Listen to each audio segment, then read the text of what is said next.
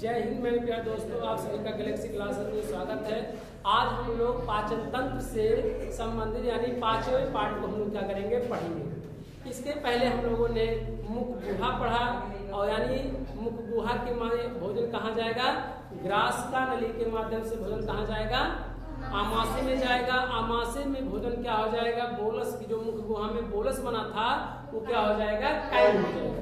यही कायम कहाँ जाएगा, छोटी आंत में जाएगा और छोटी आंत में क्या होगा, कार्बोहाइड्रेट वसा प्रोटीन का क्या होगा, अच्छी तरह से पाचन हो जाएगा और पूरा जितना कायम था वो पनघोगे टाइप का होगा। इसके बाद वही भोजन खाद्य पदार्थ कहाँ जाएगा, बड़ी आंत में जाएगा। तो हम लोग छोटी आंत में पिछले वीडियो में पढ़ा था, अब इस वीडियो में बड़ी आंत के बारे में जानेंगे विस्तार से। तो भोजन कहाँ जाएगा, बड़ी आंत में। अब बड़ी आंत की और छोटी आंत में थोड़ा सा अंतर है। क्या है, बड़ी आंत छोटी आंत में कार्बोहाइड्रेट वसा प्रोटीन का पाचन हो चुका है, केवल जल का अवशोषण नहीं हो पाया है। अब छोटी आंत में क्या होगा, जल का क्या होता है, अवशोषण। चूंकि इसकी लंबाई कितना, तो बड़ी आंत की लंबाई 1 मीटर से लेकर 1.5 मीटर तक ले होती है। यानी लगभग करके हम कहें तो 1 से लेकर 1.5 मीटर तक के इसकी लंबाई होता है। जबकि अगर देखा जाए छोटी आंत की लंबाई 6 से 7 मीटर होती है, तो उसको आपने लंबा कहा और इसको आपने क्या कहा, बड़ा कहा। चूंकि इसकी लंबाई अगर देखा जाए तो क्या है, छोटी है, क्योंकि 1 मीटर से 1.5 मीटर की लंबाई है।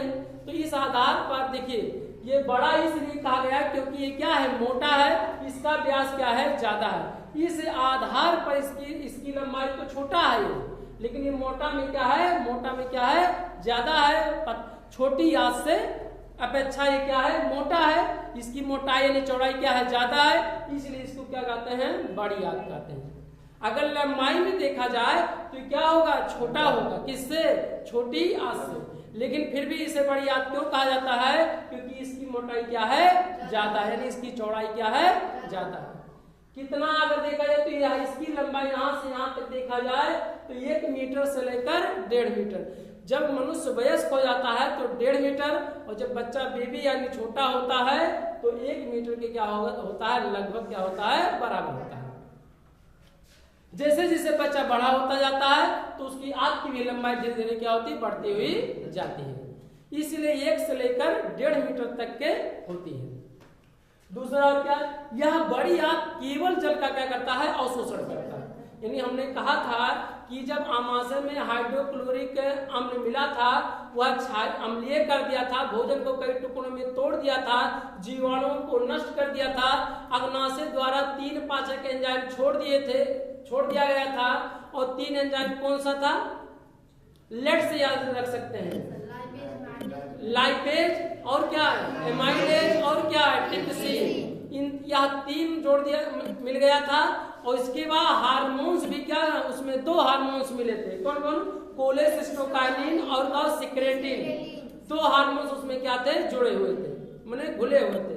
इसके बाद लीवर द्वारा लीवर पित्त का निर्माण करता है और इसके बाद उसी से पित्त यानी पित्ताशय जुड़ा रहता है, जो पित्त का क्या करता है, इकट्ठा करता है, यानी क्या करता है, स्टोर करता है। फिर भोजन वहां से एंजाइम छोड़ेगा, एंजाइम नहीं छोड़ता। देखा जाए तो पित्ताशय यानी पित्त एंजाइम ना होकर भी ये क्या करता है, पाचन का क्या करता है, कार्य करता है। इसके बाद भोजन कहाँ जाएगा, छोटी आंत में। और छोटी आंत के बाद भोजन, छोटी आंत रहेगा, कार्बोहाइड्रेट वसा प्रोटीन का क्या होगा, अच्छी तरह से क्या हो जाएगा, पाचन हो जाएगा।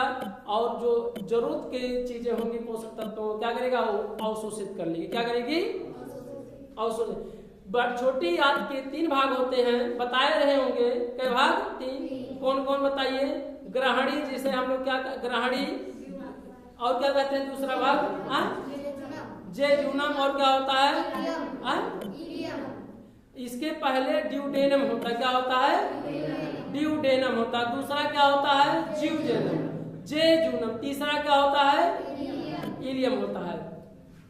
इसमें हम लोग बताए थे, या हम बताए थे इसमें आपके जुजनम दाल रोटी सब्जी भात को क्या करता है, वो फैलाने का क्या करता है, कार्य करता है, जिससे पोषक पदार्थों को क्या किया जाए, आसानी से अवशोषित किया जा सके। इसके भोजन के बाद भोजन कहा जाएगा बड़ी।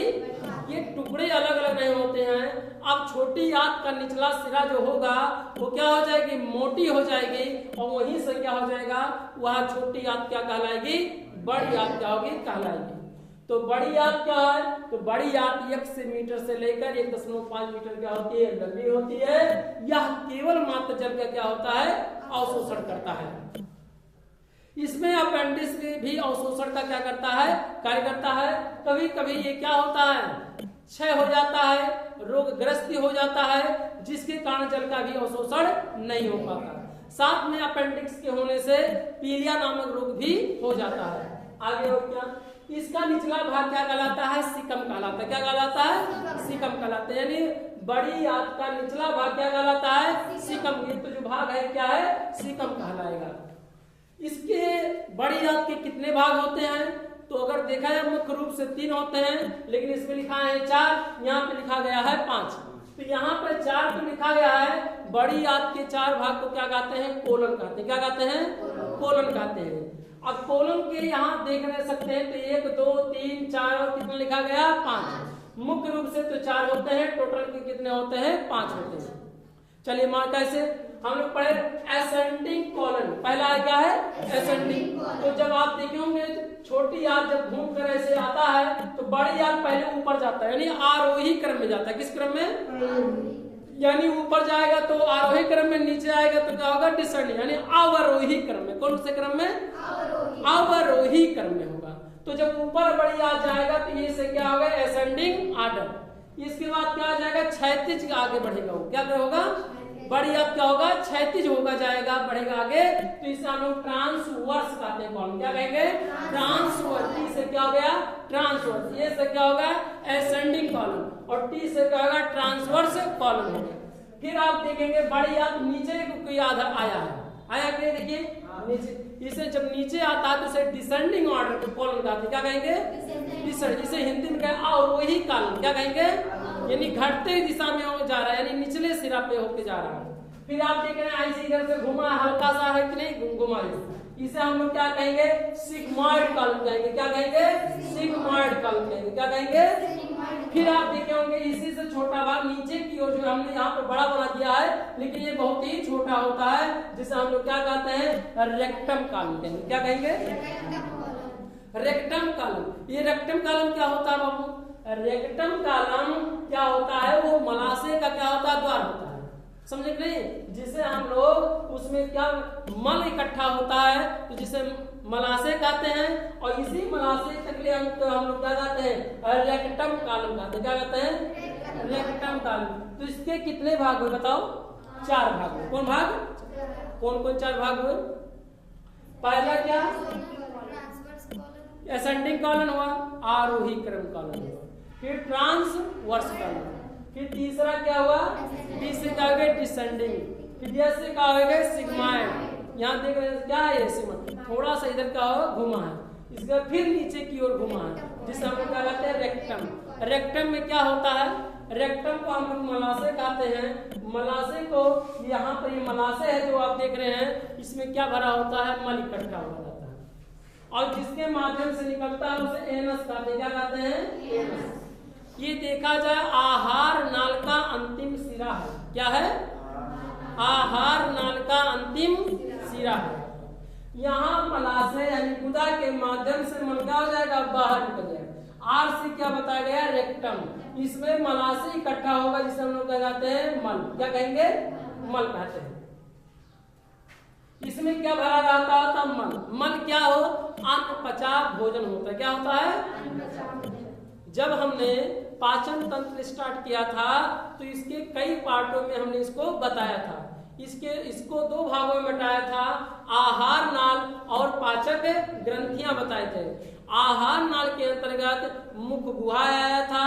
इसके बाद क्या आया, मुख गुहा के बाद क्या आएगा, ग्रास नली आएगा। तीसरा क्या होगा, आमाशय आएगा। फिर उसी में चौथा आएगा पित्ताशय, और क्या आ जाएगा, लीवर। और फिर 5वां क्या, चौथा इसके बाद छोटी आंत, इसके बाद आएगा बड़ी आंत। ये सब आगे पार्टों में हम लोगों ने एक किनारे से पढ़ा। ग्रंथियों को हमने पढ़ा कि इसमें ग्रंथियां क्या होंगी, जठर ग्रंथियां होंगी, और जठर ग्रंथियों से क्या उत्सर्जित होगा, जठर रस उत्सर्जित होगा, जो रेनिन और पेप्सिन को कहा जाता है। रेनिन दूध को दही बनाने का क्या करता है, कार्य करता है, और जो पेप्सिन होता है वो पेप्टोन में प्रोटीन को पोप्टीन में क्या करता है, परिवर्तित कर देता है। फिर इसके बाद भोजन कहाँ जाता है, छोटी आंत में, और छोटी आंत के 3 भाग होते हैं, आपको बता चुके हैं कौन कौन, ड्यूडेनम और जेजुनम, और तीसरा क्या है, इलियम होता है। इन छोटी आंत के माध्यम से भोजन कहाँ जाएगा, बड़ी आंत में जाता है। बड़ी आंत के बाद भोजन कहाँ जाएगा बताओ, छोटी आंत के बाद कहाँ जाएगा, बड़ी आंत के कितने भाग, 3 भाग। कौन कौन से तीनों भाग, एसेंडिंग और क्या, ट्रांसवर्स कॉलम, और तीसरा डिसेंडिंग कॉलम, यानी पहले बढ़ते हुए फिर क्षैतिज आगे बढ़ा, फिर क्या, डिसेंडिंग माने नीचे, डिसेंडिंग माने और वही क्रम। फिर इसके बाद सिग्माइड हुआ, फिर क्या हुआ, रेक्टम, रेक्टम को हम लोग क्या कहते हैं, मलाशय, और यहाँ अंतिम छोर क्या होता है, गुदा, गुदा को हम लोग क्या कहते हैं, एनस। जो अनपचा भोजन था, जब मुख गुहा में बताए थे कि मुख गुहा के अंतर्गत क्या क्या आते हैं, बताइए। हमने पाचन बताया था कि पाचन क्या होता है पहले, तो भोजन को छोटे छोटे टुकड़ों में क्या कर दिया जाए, तोड़ना क्या कहलाता है, पाचन कहलाता है। मैंने जटिल पदार्थ से क्या करना, जटिल पदार्थ से सरल करना क्या कहलाता है, पाचन कहलाता है। पाचन करने, पाचन क्यों किया जाता है, पाचन का क्या उद्देश्य है, तो पाचन करने का एक ही उद्देश्य है, उससे ऊर्जा को प्राप्त करना। खाद्य पदार्थ से ऊर्जा को प्राप्त करना ही क्या पाचन का क्या होता है, मुख्य उद्देश्य होता है। इसके बाद भोजन मुख गुहा से क्या होगा, स्टार्ट होगा।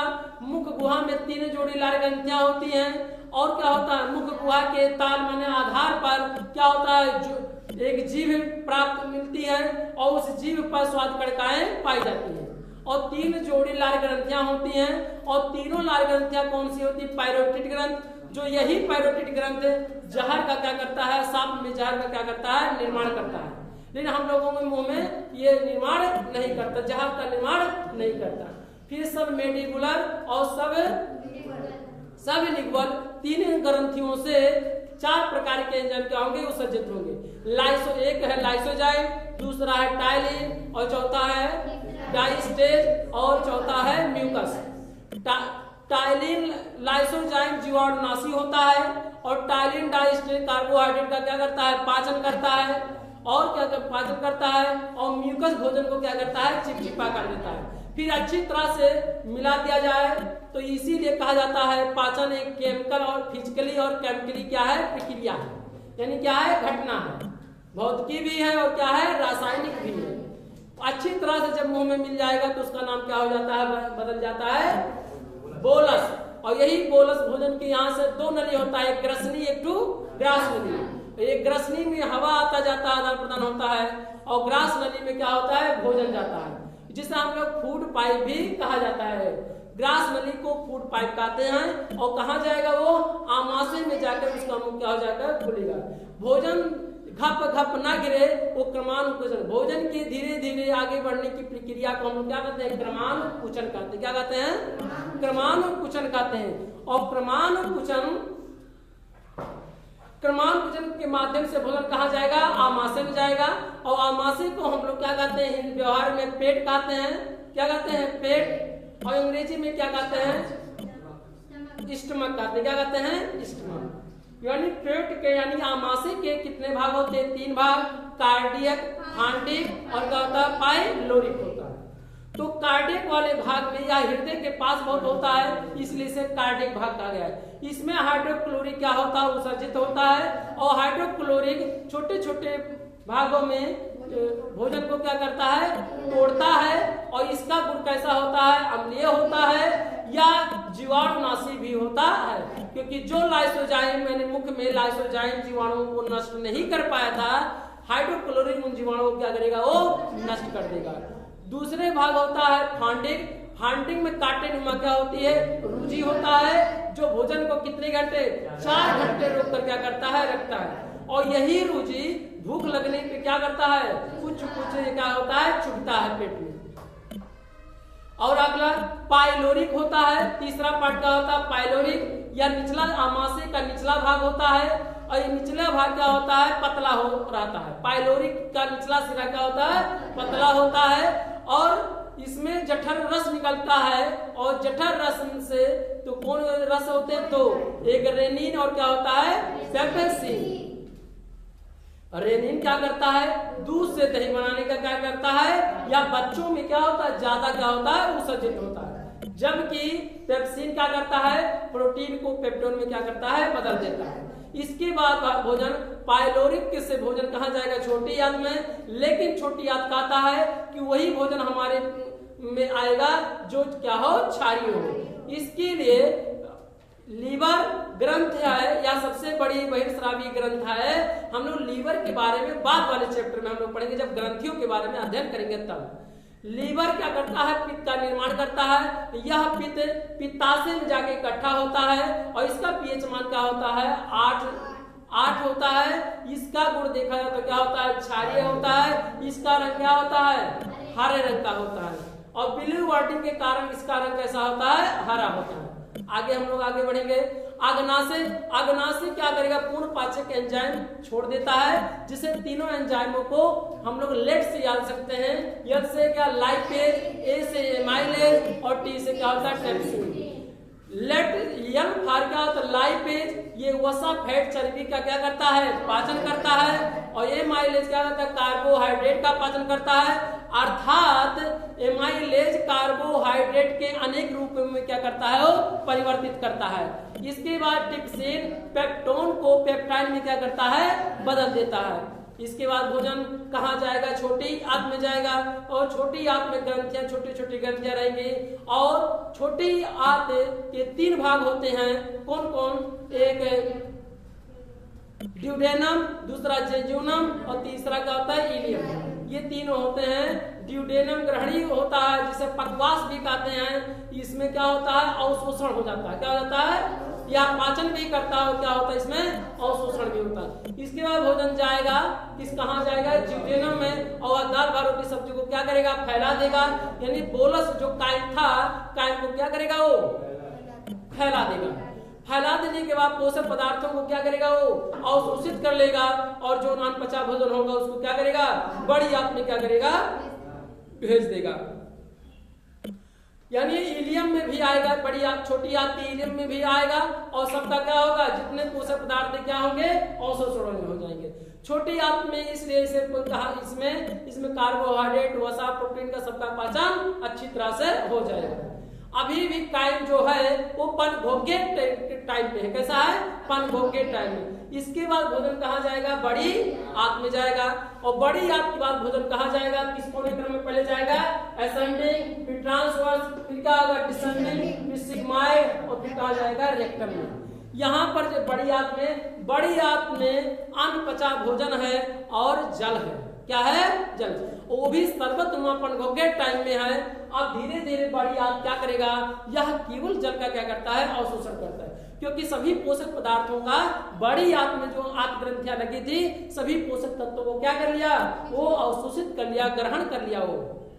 अब क्या बचा, अनपचा भोजन, जिसे हम लोग कह सकते हैं खाद, और उसी को हम लोग क्या कहते हैं, लैट्रिन कहते हैं।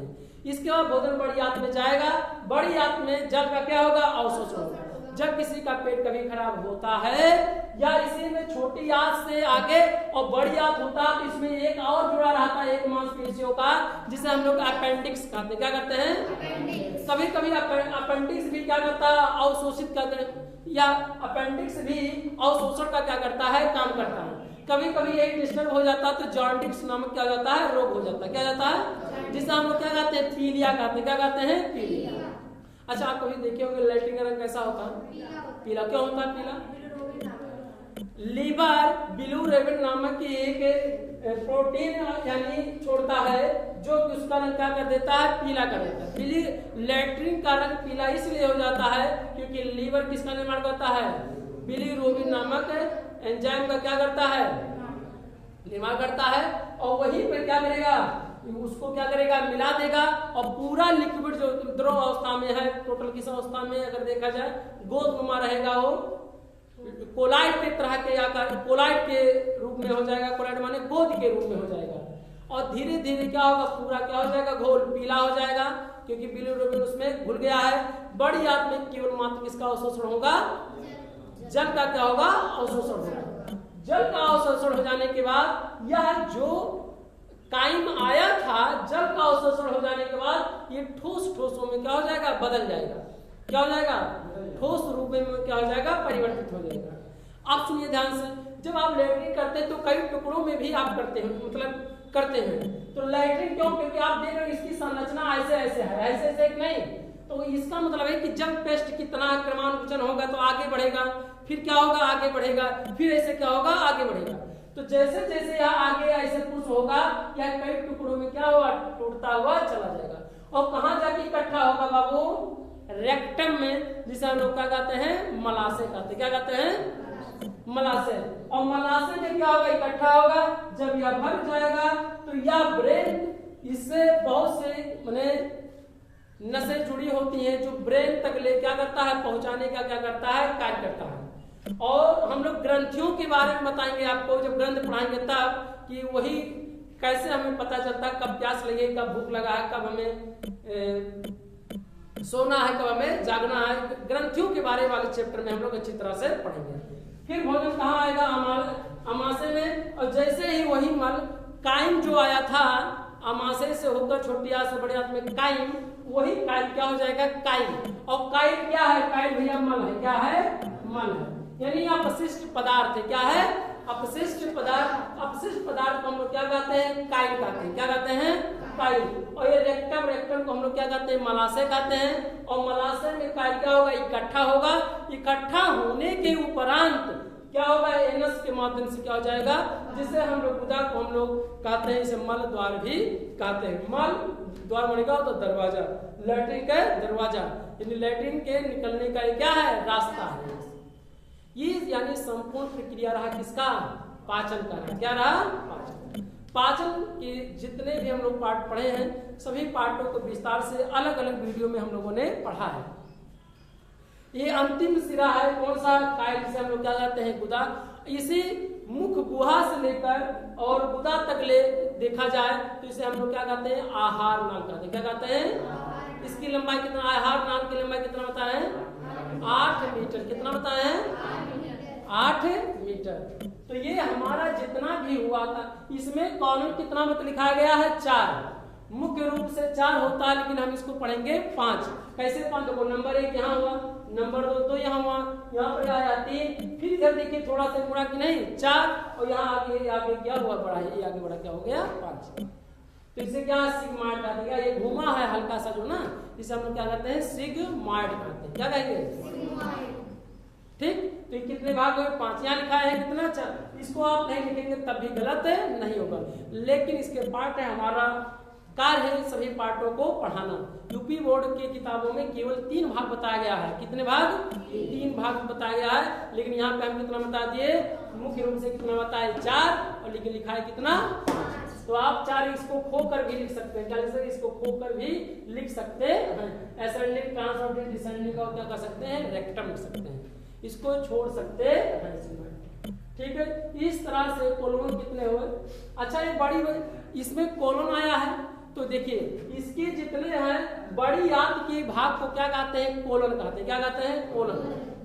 बड़ी आंत के सभी भागों को क्या कहते हैं, कोलन कहते हैं। कितने कोलन होते हैं, तो ये लिखा गया 5 कोलन होते हैं। कितने होते हैं, 5। कौन कौन, एसेंडिंग कोलन, और क्या ट्रांसवर्स, फिर क्या डिसेंडिंग, फिर सिग्माइड, फिर क्या हुआ, रेक्टम। यही बड़ी आंत के यहाँ से लेकर यहाँ तक की जो टोटल है, इसे हम लोग क्या कहते हैं, कोलन कहते हैं। क्या कहते हैं, कोलन। कोलन की अगर देखा जाए तो लंबाई कितना होगा, 1 मीटर से कितना, 1.5 मीटर तक, यानी 1.5 मीटर तक ले होगा, यानी यहाँ से यहाँ तक ले। जब वयस्क व्यक्ति हो जाएगा तो कितना होगा, 1 मीटर से लेकर 1.5 मीटर तक की इसकी लंबाई होगा। और यह केवल बड़ी आंत क्या करता है, जल का अवशोषण करता है, और इसका निचला भाग क्या कहलाता है? सीकम कहलाता है। क्या कहलाता है? निचला भाग का। यही जो मलद्वार बाहर निकलता है इसे हम लोग क्या कहते हैं? सीकम कहते हैं। क्या कहते हैं? हम लोग इसी मला से भी कह सकते हैं इसे, क्योंकि वह जुड़ा रहता है, इसलिए इसे हम लोग क्या कहेंगे? सीकम कहेंगे। क्या कहेंगे? सीकम। यहाँ अपेंडिक्स, कभी अपेंडिक्स जब यही डिस्टर्ब हो जाता है तो व्यक्ति की भी कभी कभी क्या हो जाती है? मृत्यु भी हो सकती है। जब किसी को अपेंडिक्स हो जाता है तो उसकी मृत्यु भी हो सकती है। तो पूरे पाचन प्रक्रिया को हम लोगों ने बेहतर ढंग से सीख लिया और हमें उम्मीद है कि आप पाचन तंत्र को पूरी तरह से आप पढ़ चुके और समझ लिए। और हम लोग अब नेक्स्ट पार्ट में दूसरा कोई टॉपिक क्या करेंगे? स्टार्ट करेंगे, लगभग कहेंगे हम लोग करेंगे उत्सर्जन के बारे में। ठीक, हमें उम्मीद है कि आप बहुत बेहतर से सीखे होंगे और जितना पाचन का था प्रक्रिया उतना हमने पूरा मुख गुहा से लेकर एनस तक हमने पढ़ लिया। कुछ ग्रंथियां छूटी हैं, उस ग्रंथियों को हम लोग ग्रंथ वाले चैप्टर में अध्याय में हम लोग क्या करेंगे? अच्छी तरह से सीखेंगे। हमें उम्मीद है कि आप बेहतर सीखे होंगे पाचन तंत्र। जय हिंद, जय भारत।